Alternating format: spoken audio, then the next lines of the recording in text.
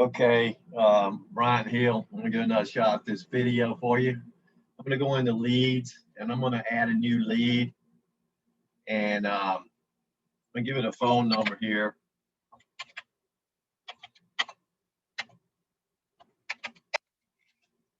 And that's a KJ Construction phone number. I'll show you how most of them handle the builder world. Let's say Jones Residence.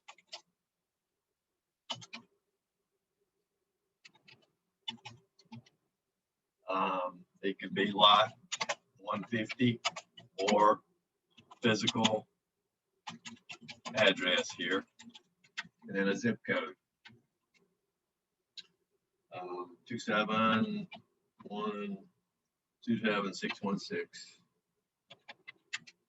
in Raleigh. I'm going to go ahead and assign this guy to Bryant, and so he's responsible for this now. It's asking me, do you want to create an activity? I'm going to say yes, and I'm going to say this guy's looking for an estimate. And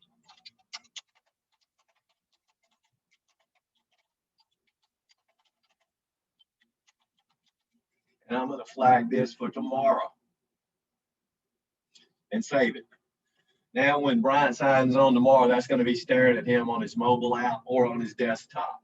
If I came out of here and I came into leads again and you saw that, your activities are going to be sitting down here. So let's just say he calls back and he says, no, I can't do it tomorrow. I need you to come back. Can you meet me Saturday? So I'm going to put activity wants to meet Saturday. And I'm going to schedule it out for Saturday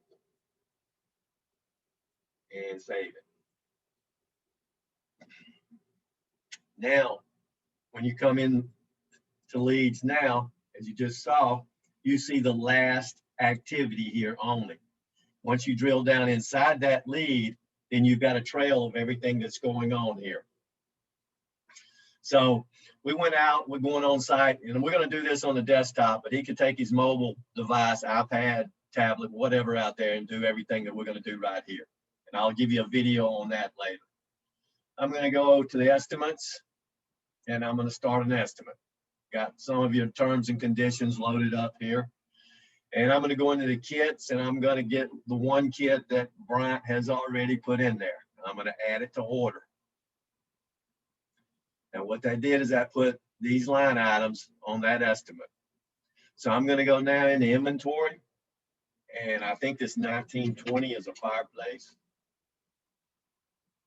I'm going to select that guy and add that to the order. And then I'm going to go put some miscellaneous charges, some trip charges and some labor on this guy. I'll put labor, 2 hours, 3 hours, and to order. I'll put a trip charge, 1, and to order. At this point, you've got an estimate ready to deliver. Remember, we talked about going summary and going detail. Summary is not going to give you line item pricing. Detail will. So this is a summary estimate here.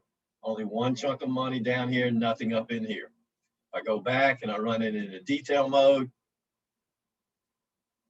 That's what you're going to see. So let's say I want to, I'm out on site and I'm going to take a picture for that work order, for that CRM lead. Go in here, and Bryant has one lead here, and that's it right there. Lot 50 or physical address. I'm going into the estimate. Going inside, you can have multiple estimates here. So I'm going to go into the notes, fire up my camera, take a picture.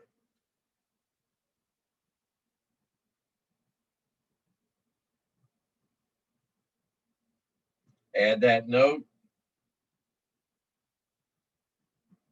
And he can do a number of things from this app as well, like get driving directions, things of that nature. Get a signature in the field and things like that. We'll talk about the app in detail later.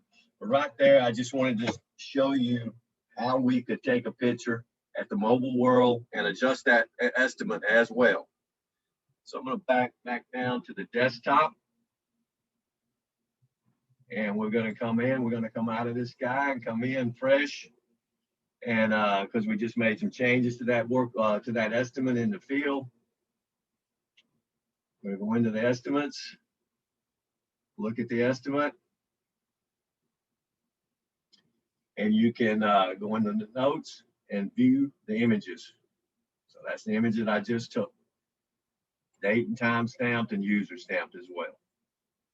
So at this point, we created an estimate, we put pictures on it. What some of them do, they'll put, you may give them 3 different estimates with money on it and 1 estimate with pictures, and they may accept 1 or all 3 of them. If they've got a great room, they've got an outdoor kitchen, they got a master fireplace, things of that nature.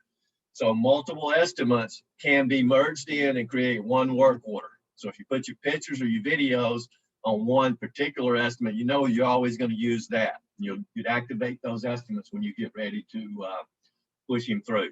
I'm going to verify this phone number, and I put in KJ Construction's phone number, so it knows we're going to put this guy under the KJ Construction umbrella. You're going to have to define, you need to define, what kind of job this is, and we're going to say it's just an install job, but you can take that to a further level, saying you got a 2-hour install, 3-hour install, 4 hours, 5 hours, 6 hours, whatever you want to do there. So I come in here, click on the Bryant's activity. That's his activity. You could click on his lead as well. So I'm coming in here to the Jones residence for KJ Construction, and I'm going to activate that customer and that estimate. That's a fireplace. And we got to talk about this. This drop down is something that you can put products in. You can put you can be broad or you can be very specific. So I'm going to save that. All we need to know is the job type, the service, and the product, and we're ready to go. Save that. That says, do you want to proceed to work order management or the jobs area? And I said yes. So now that estimate has been turned into a job. It's been turned into a job. So if you come into jobs, this is the Jones residence. You can sort by lot. Jones, a number of things to find this guy. Here's all of your materials that came over from the estimate, your miscellaneous charges, your trips, and all of that stuff. Your money details add up to that $1,765. There's your fireplace. So let's just say we want to go ahead and create a purchase order for this. So I come down here and I select HHT. I think there's, okay, so these guys are from HHT. There they go. Create a purchase order. So you just created purchase order number 2. So if I come out, hit my home key, I go into inventory and look at the purchase orders. You can see there are 2 purchase orders out there for HHT. So let's say this order is ready to go. We can go ahead and finalize this order. At that point, that purchase order, so I need to get a location. Hang on, I should have put a location in. Purchase orders, edit him. In case you've got a multiple location.